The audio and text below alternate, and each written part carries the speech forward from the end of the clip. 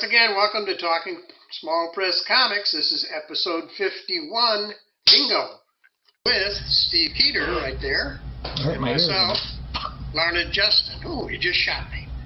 And we had a little. We tried this yesterday and had some technical difficulties, so we're back again trying it.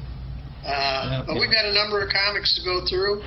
Steve has his magnifying glass so he can read the small print. Hey, where'd my mustache go? Did you have a mustache? What happened? Oh my gosh. Is that it? Is that the one? Is that the real one, or there's the real one in your pocket, or? I think the little green grimmies, they show up at night sometimes when I go to sleep. Sometimes I wake up and I see them dancing on the windowsill. The little green grimmy guys.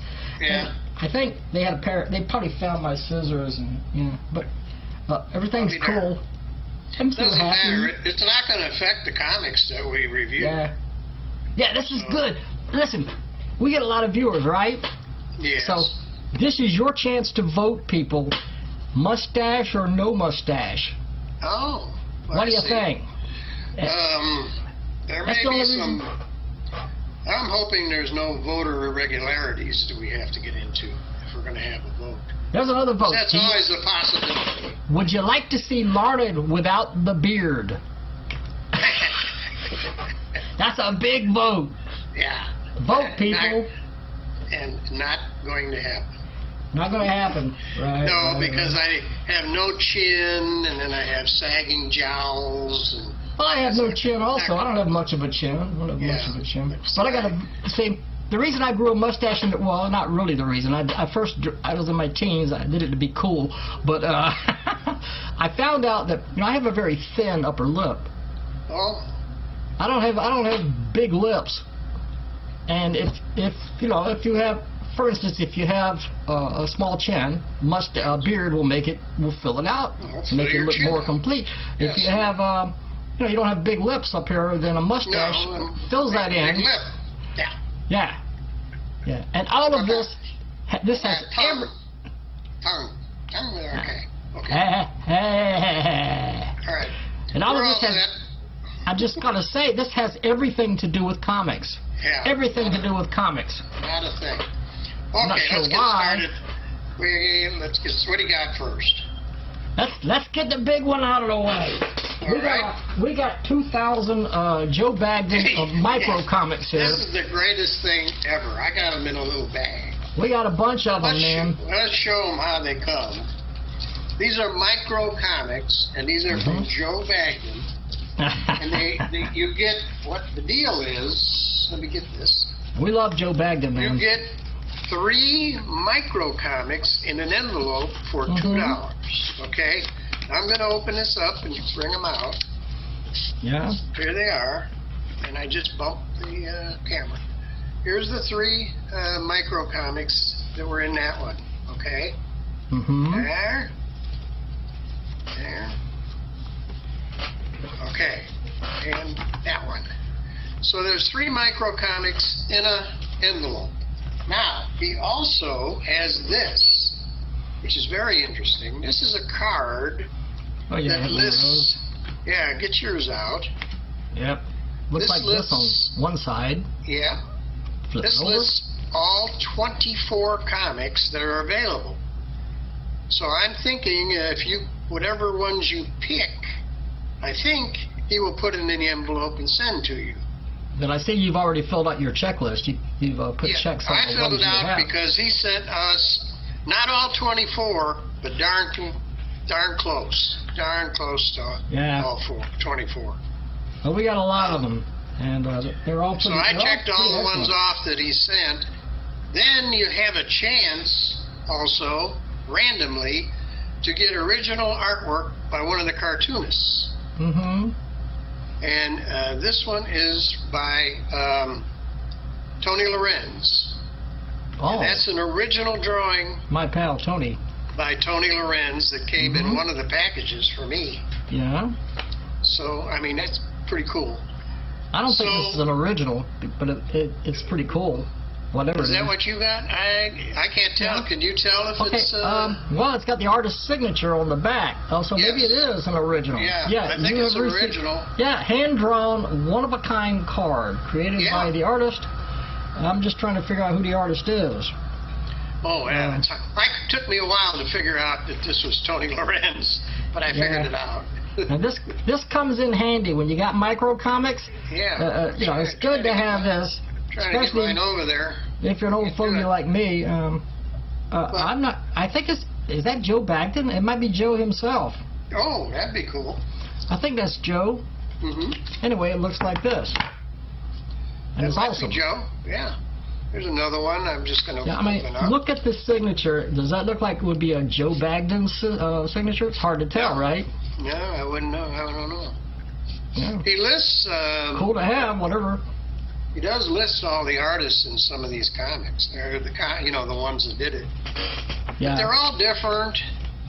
There's one. Oh, that's Steve Shipley. That's Steve Shipley. This is Steve Shipley's. Yes, I see that. Yeah. And here's another one. Yeah. And here's actually somehow I got two of these. Gina, I got two of those. Oh, I didn't get that one. Can you send me the other one? Yeah, I can send you that. Yeah, I've just been looking through these. There's a lot of great stuff. Yeah, thanks. I'll catch it. Yeah. I got it. I got it right here. One other thing that Joe told me. Let's say you want to buy all 24. If you do that, it costs $25 for all 24 comics, and he sends them in a plastic box, made specially for these comics, and sealed. And that's what you get if you want all 24 comics for $25. $25, and you get all of this stuff. And I'm telling you, plus a plastic box, real cool. Yeah. I mean, look here. I mean, this there's just. Oh yeah. They're just all a bunch of great comics. You got artists like Floyd Lewis and Joe himself and Steve Shipley and Tony Lorenz. Show how some of these open different. I was gonna. Oh yeah, like this one. Watch how this one opens. I don't have that one either. You know, well, you got some different ones, but look, it opens like that, and then these pages turn. It's like this. You know, it's hard to do on here, but who's that artist? I have to put my glasses on because the print is kind of small in these. There you go. Yeah. My third eye is right here. Yeah, this one, let me find it. Oh, boy. Probably tell you. Let me tell you, that's on the back cover. Small print. Yeah.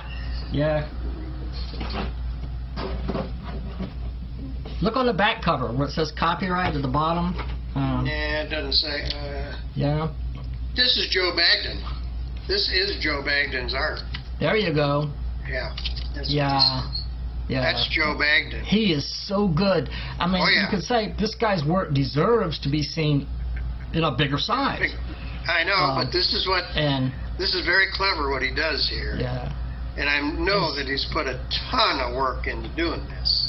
Well, I mean, I was looking at this would be issue number 23, Smokescreen. This one is we got so many here we could go through them. I just happened to have that one out. Joe Bagdon. Again, the type is extremely tiny. It looks like it was drawn full size. I'm sure it was. It has to be. And but you know, you need a magnifying glass. But if you got a magnifying glass, this is a lot of fun to read. But look at the detail. The detail in here. This artwork is by Tony Lorenz and inked by Tom A. Hearn. So two of our favorites. One of the finest of pencilers, one of the finest inkers in small print, and written by Ken Anthony II, who is a superb I thought you said it was Joe Bagdon's art, but it's Tony Lorenz. I might have said that. I lied. I'm looking at the back cover. I was looking at the back cover like I told you to do, and I was wrong. I was assuming that if it would say here, my mistake, my bad. Yeah, it's Tony Lorenz. Tony and Tom Ahern, knockout artwork. Yeah, you're right about the detail. Oh, the detail is unbelievable. And Ken Anthony, he's a pal. And he wrote it. Excellent Ken writer. Anthony wrote it, yeah. So, but, you can really have fun with this. You can, start collecting them. You don't have to do it all at once. You can collect them a little at a time. They're only $2 for 3.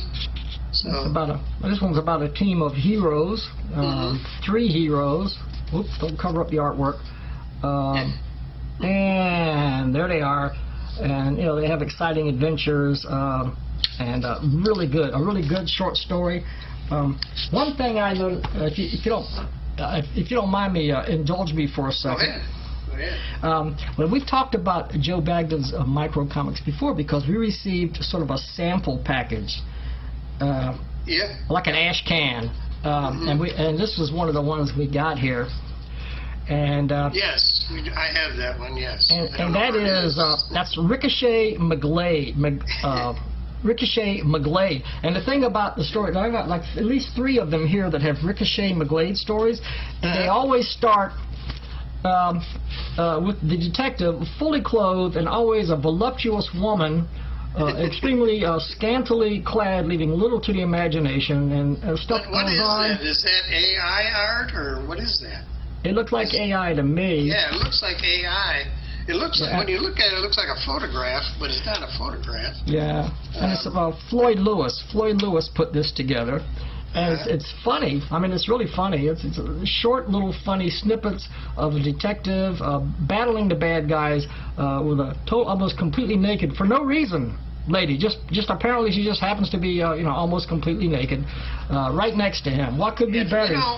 At first I thought those were like dolls that were posed. You know how there's some dolls that you can pose? I mean, it could be. No, I guess no. Maybe it's AI art. It's very different. Here's one further down the line, issue number 11. We got Ricochet McGlade back. And there he is, right on the front cover. Yep, and there she is, and there he is. And, I mean, yeah, so, there, his boss shows up, McGlade, and I don't know what, I have to reread it, but, there she is. Like, hi, boss, this is my friend, and she's almost naked. And, well, let's go get the bad guys. And they do, and there's some excitement in these. But it's quite comical excitement. So I got a kick out of those.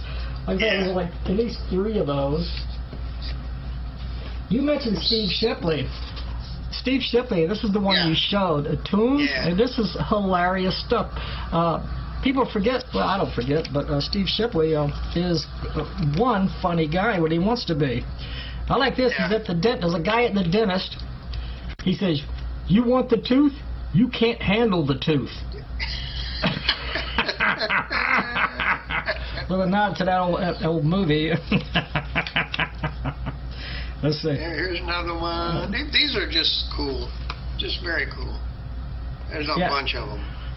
It says, all different cartoonists, and a lot of quite a bit by Joe Bagdon himself. Yeah. But so what does it say? What did we say? It's obvious this guy took offense, and you can see this guy over there walking away with the offense, with a part of a fence. Yes. This guy took offense. Please don't explain them. I won't explain that. Did you get it? Yes. A couple of these have great artwork and great stuff from Steve Shipley. Yeah, they do.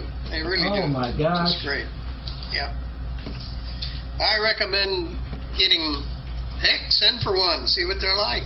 $2. We'll have Joe's info down below. One more. I can't help myself. Yeah, I know. The bulk. Yeah, this one is this one is hilarious. The not so incredible bulk. It looks like the cover to the Hulk #1. Fantasy as you don't like it, it says. So we got a Bruce Brainier, and there's a test, like in the original origin of the Hulk, there was a gamma ray test, and everybody was in a bunker. Well, he's in a bunker here with Betsy Cross, I think it is, Betty Cross, and... who's the artist on that? Is this Joe? I don't think so, but I lost mine here among the mess. I was thinking it's Joe. I don't see any credits other than it was copyright by Joe. Might be Joe. That's what I meant earlier. If I can't find any signature or any credits, I look on the back and it just says copyright Joe, and I sort of assume it's Joe, but it might be wrong. But it's great parody artwork. This guy, so he goes off to save the kid, you know. The kid's out there in the test area, and he runs off like, you know, Bruce Banner saved, or Rick Jones. I mean, he endured the full brunt of the explosion, which turned him into the Hulk. Well, this guy, there's an explosion, and he turns into the Bulk. And here he is from behind. But there's one problem. There's one problem, and I'll read you because let's use this. Oh my, Bruce has turned into a huge monster. And there's a lady watching. There's a couple of ladies. She says, too bad not everything grew huge. And and they're like, oh, how disappointing. You know, and he gets pissed off and busts out of there. You know, who could blame him, poor guy? So, if you gain the whole world but lose your soul, you know what I mean? Okay. Anyway. I'm pretty good. I go too... Huh? I try not to go too far. Yeah, right. Sort of. All right. Great. Anyway, those are very cool. Yeah. We can't stay on these forever. There's Dark Girl. Too many of them, but... Floyd Lewis, Dark Girl Classic, it says, and he's got some great artwork.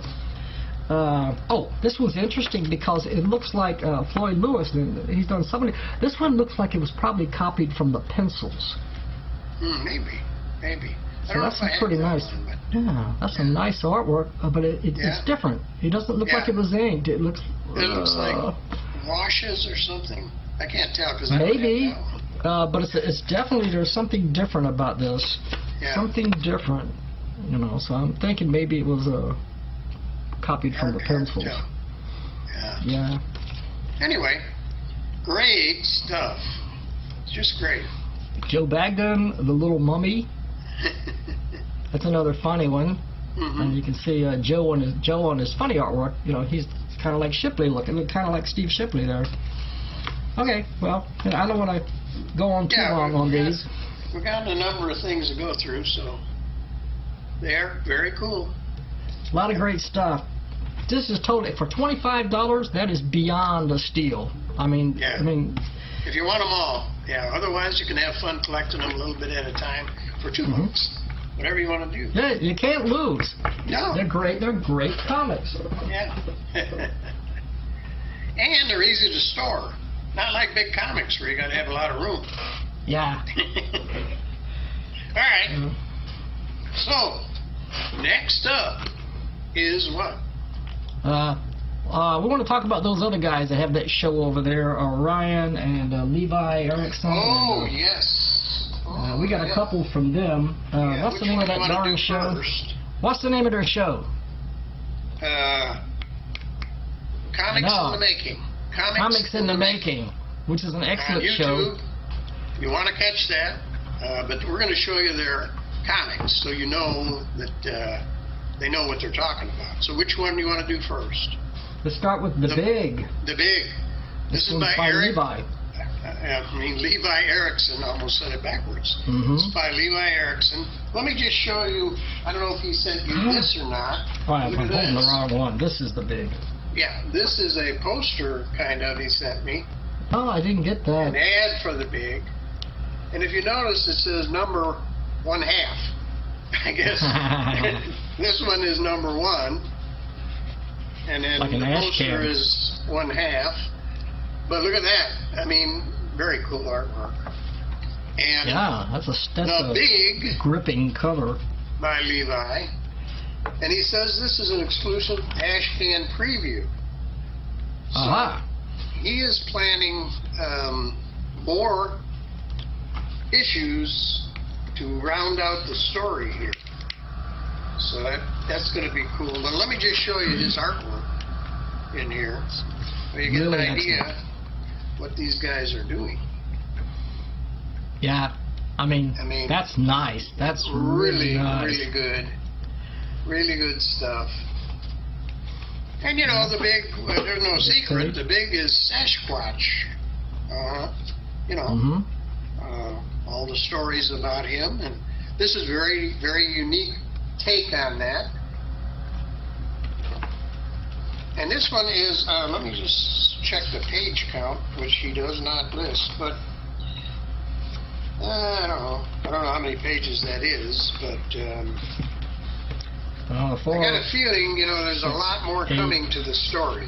10, when you read what he says here, I think you're going to see a lot more of the big. Like 20 pages or something like that. Maybe not quite, but yeah, close.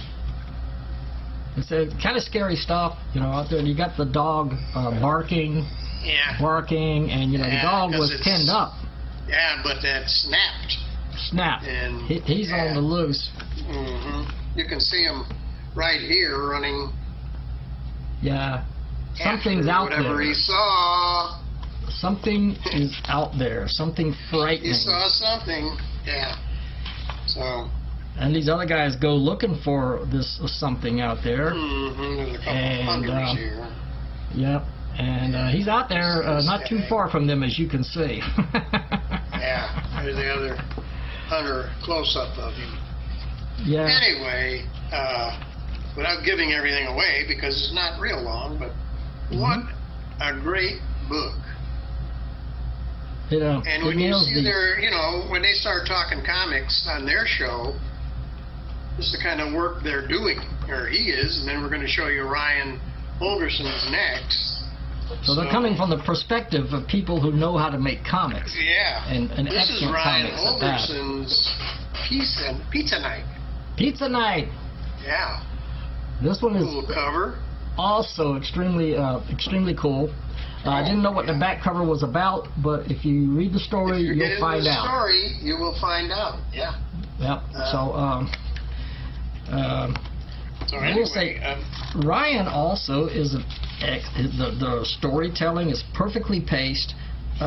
It's creepy. Look at this house Ryan drew. Right. I mean, that is some great artwork. And he has a certain style. I've kind of been acquainted with Ryan for a long time, and I remember his brand is Slackmatic, if you've heard of that, Slackmatic. And his drawing style is like the girl down here. I guess that's a girl. No, that's a guy. That's the guy. Girls don't have beards. That's the pizza delivery guy. Yeah. He gets in over his head. Coming up to the door.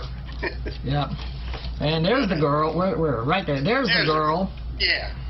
So he shows up, and he's like, she tells him he's 2 hours late. He's delivering for Pizza Pit. So he's 2 hours late, and then she starts talking to him and says, come inside, it's cold outside. And he's like, I'm not supposed to. He said, come on in, it's cold. And then the exciting part starts to happen. Yeah. There's somebody else in the house. Okay, let me see, can I show this page or not? Because this one's sort of mature audiences, because there is nudity in it, but it's quite a story. Only one page, I think. Yeah, and you know, she starts to seduce him. Yep. Yeah. So she see there's kind of a demon. You might want to know what the red sticks on the back are for. Here you can see she's using a breadstick cross to defeat the demon. That's him. Yeah, that's him. Actually, that's why the breadsticks are on the back. The cross did not work because that was a religious symbol, and these vampires have evolved to the point where, but he was able to throw some garlic. He had some garlic sauce, and he threw that in her face, and you can see that was not a very comfortable feeling for her. No. So she calls for her father, who she lives with, and her father is kind of a Nosferatu type vampire. Yeah, that's the guy I was showing. Yeah, he's the father. So then you got this poor pizza delivery guy And he has to figure, all he's got is a box of pizza and breadsticks and garlic sauce, and he has to battle these vampires. So he's... That's pretty excellent. He's using what he has, breadsticks, fight the vampire. So I keep thinking he's a girl, but I don't know why I keep thinking that. It's he's got long hair. He's got long hair, and there's a lot of excitement in this battle. He does have a beard. Yeah, a little bit of a beard. So this is terrific. This is terrific. Really good. Both of these are excellent. So these guys, we're fans, guys.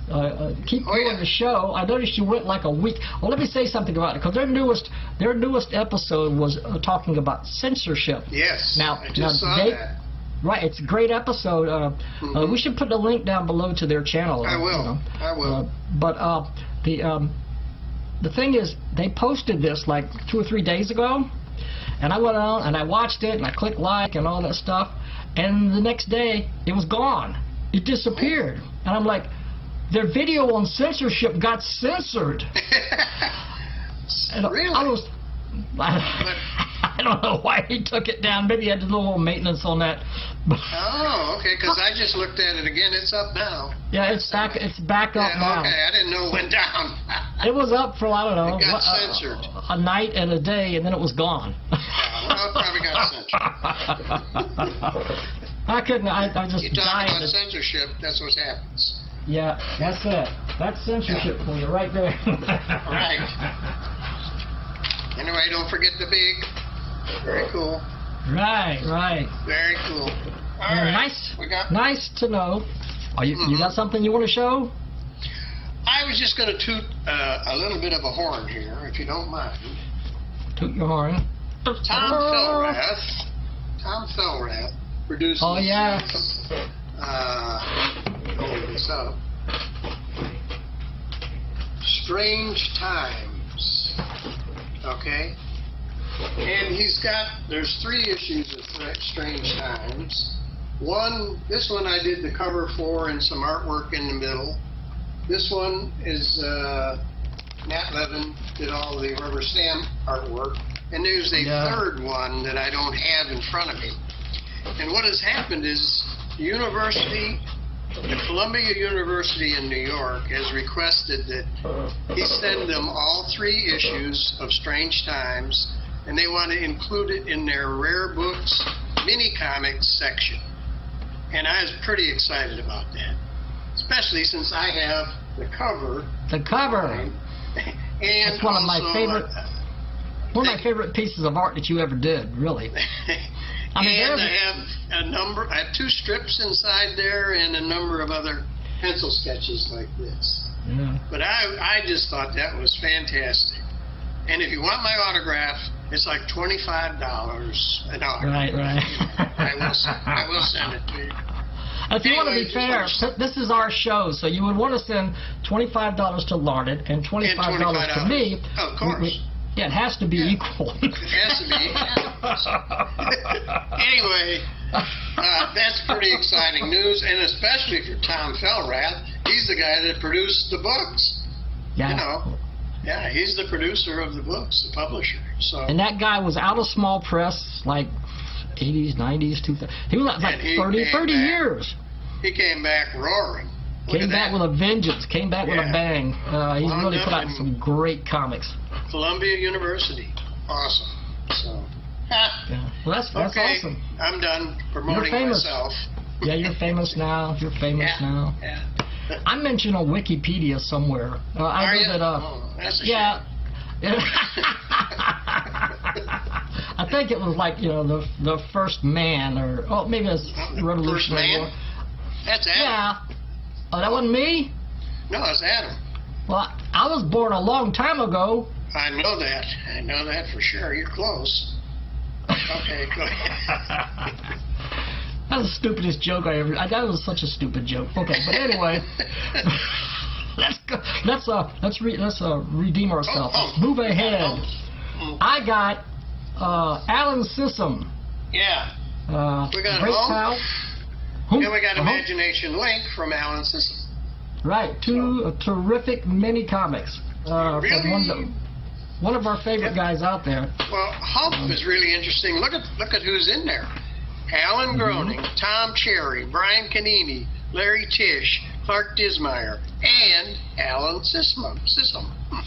Yeah, you can't lose with a lineup like that. All in this tiny little book. Here's a Tom Cherry right in the front. There's Tom Cherry. Those funky idiots. Yep. Met Tom a long time ago at Space, and he always remembered me and always sent me stuff, and he always sends me maybe a little postcard with cartoons on it. And Tom Cherry is an actor and also does podcasts, a radio show. He does a lot. Multifaceted individual. Yeah. So Brian Canini on the next page. Brian Canini is right there. Yeah. With his distinctive stylings. Couple page cartoon there in this.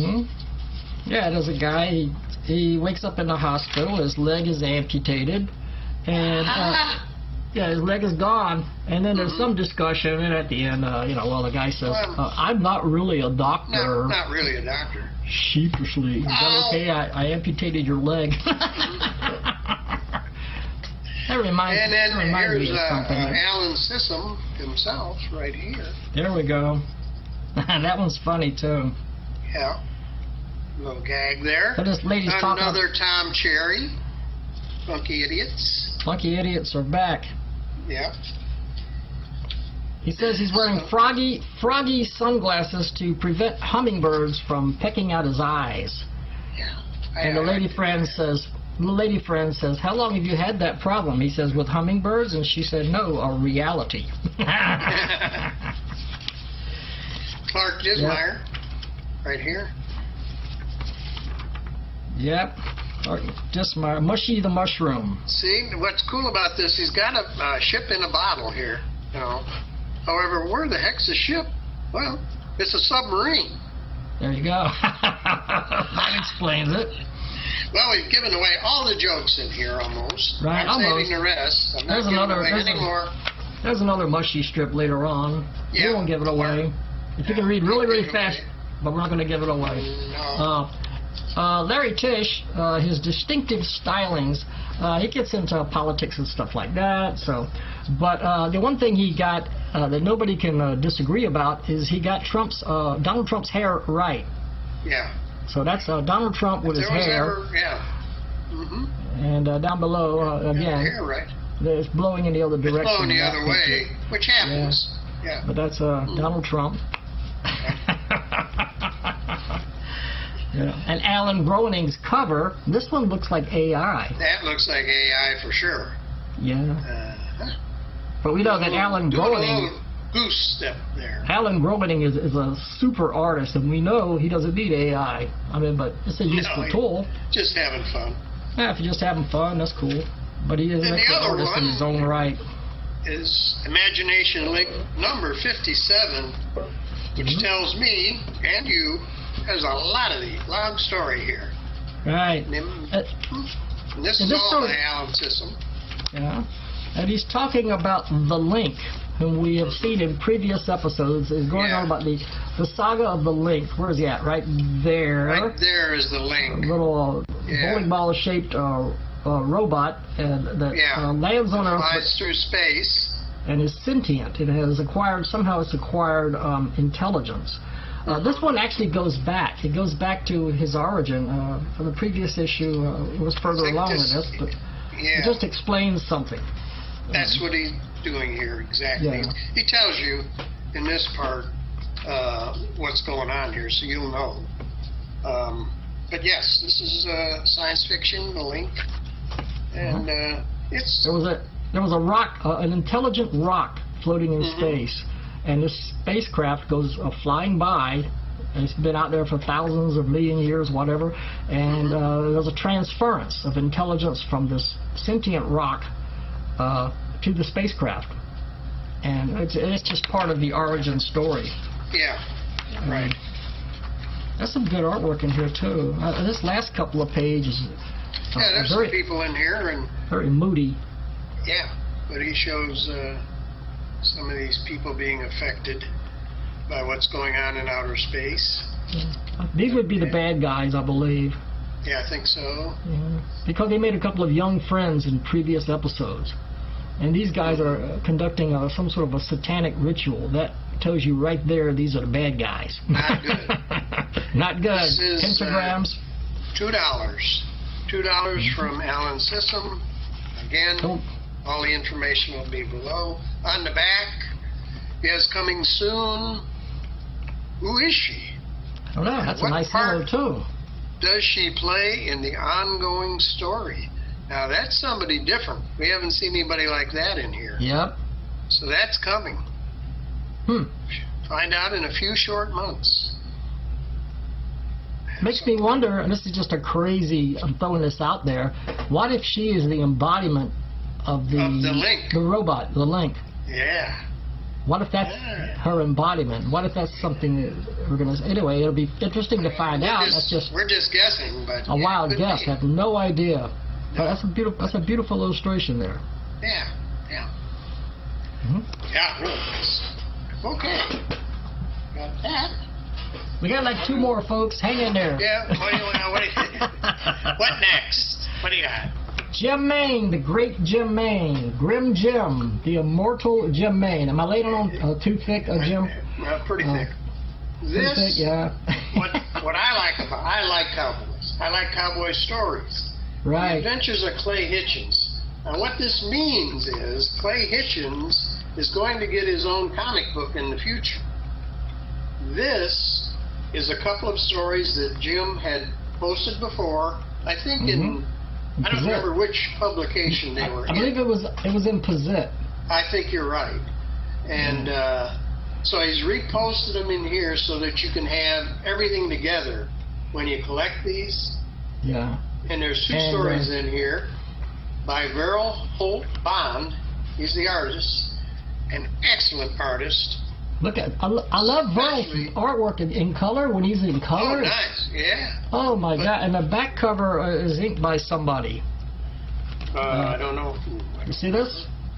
Verrill didn't ink that back cover. It's drawn by Verrill, but I don't know. It's inside somewhere. Inked it, but look at Verrill's art. Verrill Bond and Mark Haynes. Oh, okay. Mark Haynes. He's an excellent artist in his own right, and he inks that, and it looks nice. Yeah.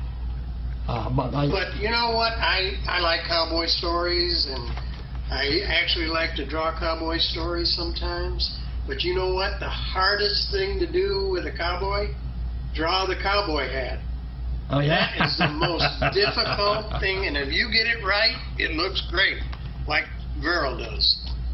But if you don't get it right, like me, it doesn't look so good. It's not easy. You think it's easy until you try to do it. And look, from the back, he's got one. You try it, and it is hard to do. But anyway, these are great stories. And the story is incredibly well written by Jim Maine. You know, he may be one of the most underestimated writers out there. Most people, I guess, think of him as a publisher, but he's one of the best writers in small press. Yeah, and these are typical. I really mean that. Solid cowboy stories, if you know what I mean. I mean, it's just good westerns. Yeah, and, like Sergio Leone. This guy shows up in town. This guy shows up in town and goes through Clay Hitchens and goes through there's some violence that occurs, or somebody's mistreating a lady in the saloon, and he comes go to for her that. defense. Yeah. And he gains a reputation pretty quickly as quite a gunslinger. He is asked to be a deputy later in these stories, and there's a certain realism. I mean, there's a certain realism about Verrill Bond's artwork. Like this guy's walking down the stairs, and it almost looks like it was copied from a photograph or something. But of course, it wasn't. Verrill draws rather a lot of times he draws like slim, tall characters like that, and he's super good at it. That's exactly what Clay Hitchens is supposed to be, slim and tall. But here's here's another view here from the back. that's what you call being a director. You know, you're the director when you're drawing a comic. Absolutely. And you're the guy that has to get the camera shots, and that's a real talent in itself. Trying to do that when you're telling a real. You can fool around like I do with comical stuff and do whatever you want. When you're trying to draw a real story, you got to think about all of that. But look at the faces on these. Look at her. She's drinking the tea or coffee, and the character in that face. Yeah. I mean, you can just like her soul. You can like feel, you know, and her soul is right there for you to see. You can see there's a real human being with real feelings, and I mean that's the way it looks. Yeah. Of course, it's a drawing by one excellent artist. Here's actually, I was referring to, here's the sheriff, and you can see Clay grabbed a poster deputy wanted, and he's talking to the sheriff. Yep. So, and then go ahead. There's another poster, just so you know, there's a wanted poster in here. Yeah. Wanted alive, a smiley Keeter. Does that look like somebody you might recognize? I forgot that was in there. Oh, yeah. Smiley Keeter without the mustache. I forgot it too. When I got to that point, I was reading it, I cracked up. How did he draw it without the mustache? Right. And those are my own glasses. That you'll be reviewing it without the mustache. Very, very good. Very good. Very good. Clairvoyant. Yeah. Verlbon and Jimbo. Holtbon, pretty perceptive. And here is coming up the next story, if I can show it to you. I can't do it. I cannot do it. Baptism of Fire. The next story. Baptism of Fire. And this will not be a reprint. This is going to be a new story. Yeah, this will be brand new. So we'll definitely be looking forward to that. Yeah. So we were anxious to see Clay Hitchens in his own book, and we finally got it. And now we need a new story, which will be coming up soon, I'm sure. Okay. There's one other thing I wanted to comment on about Verl's artwork. I'm just trying to find a good page. They're all good. Maybe not that page. Yeah, every page is great, but I'm looking for something in particular, see how fast I can find it. Okay. It's gotta be here. It's gotta be here. Come on, the clock is running. Well, the early part takes place in a saloon. Okay. Yeah. There's other pictures, but he draws a very realistic horse. Oh yeah. Horses aren't that easy to draw. No, that's another thing that's very hard about doing a Western. Trying to draw a horse. You're right. So he does that, and there we go. A cowboy's best friend is his horse, of course. Of course. Horse. Horse is a horse, of course. Remember that? Yes. It was Mr. Ed theme. Anybody under 50 out there know who Mr. Ed was? Let us know when you vote on the beard and the mustache. Put that in there too. Yeah. That's important. Well, we've got our good friend Steve Willis up next. We always say Steve for last. Cranium Frenzy 20 he sent. Yeah. And he said this was going to be a different type Cranium Frenzy, and he was right. This is very different. This is what it looks like. And of course, Steve lives in Washington State, and basically that's what this is about. And I like one thing he did here. He said it rains in Washington all the time. Rain, rain, rain. And in fact, he says, even our tallest mountain is called Mount Rainier. Mount Rainier. So, rain, rain, rain. There we go. Need to get more light on this camera. Next time I'm going to move my camera to the other side because this looks kind of dark. It's a dark page anyway. But it's like it's rather autobiographical. He talks about Washington State when he was growing up and a kid's TV program that he used to watch, J.P. Patches. J.P. Patches. He does a little story about that. I had a little kids program that I watched when I was a kid also in Chicago. So I could relate to that story. I used to watch the Capo Hap show when I lived in North Carolina. And he was a clown that wore like an English Bobby uniform, but he was a clown.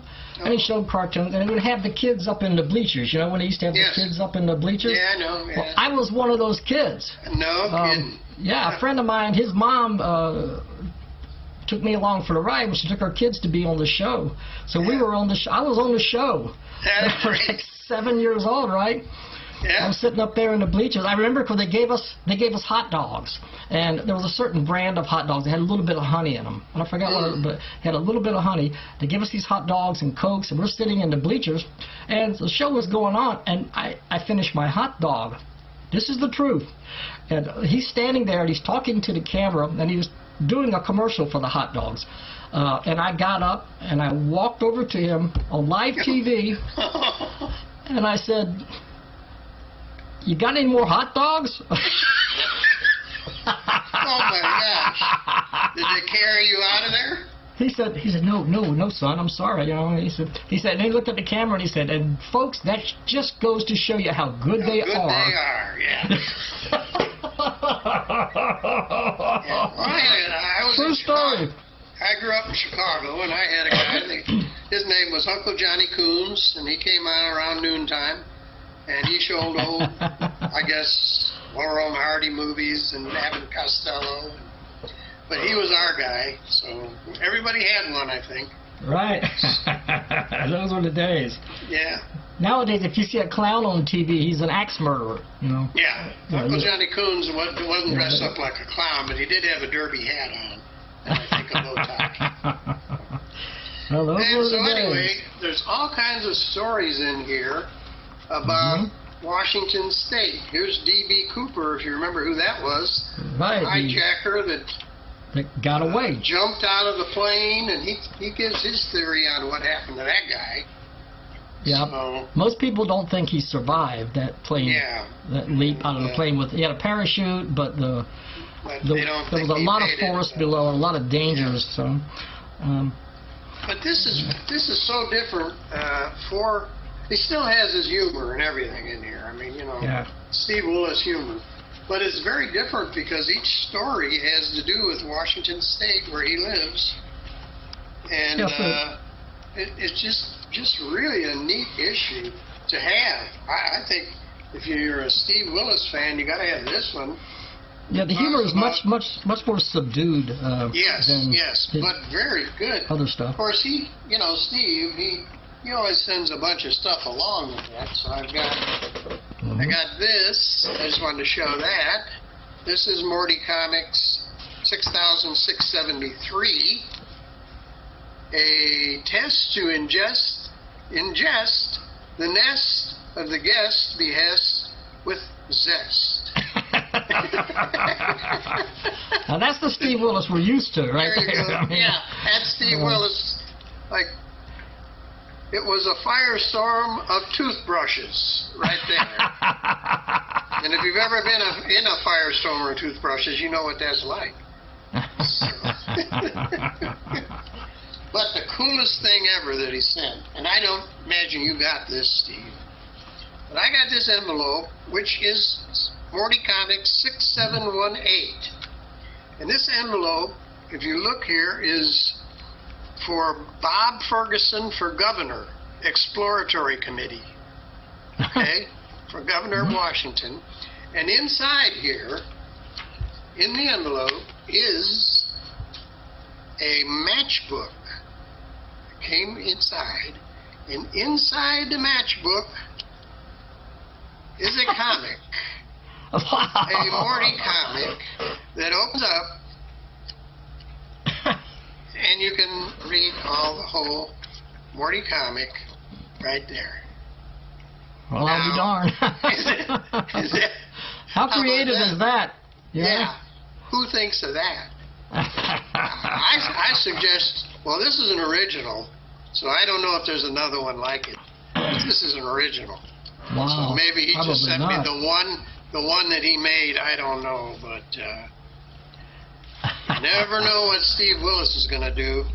one of the top small press artists out there and been doing it a long time. Here's in the book, Mount St. Helens. We all remember when that right. When that erupted. There was a guy named Harry Truman, not the president, but a not Washington the president. Doesn't resident. have the S. Doesn't have the S in the middle. Right. So he lived up in the mountains. Well, he lived, by Mount St. Helens, and he refused to leave, despite and this is true. It's a true story. I remember seeing this on the news. You couldn't pull me out with a mule team. That mountain's part of Truman, and Truman's part of the mountain. Well, he died in the eruption. He wouldn't leave home. That was his home. Not good. Yeah, that's what I mean. That this is rather more serious than a little more, but a lot of humor. A lot of humor in here. He also always sends me. He has a cat, so he has a lot of boxes of cat food, and he always draws something on the back of the cat food. And here is, why is Ross Perot's voice on your answering machine?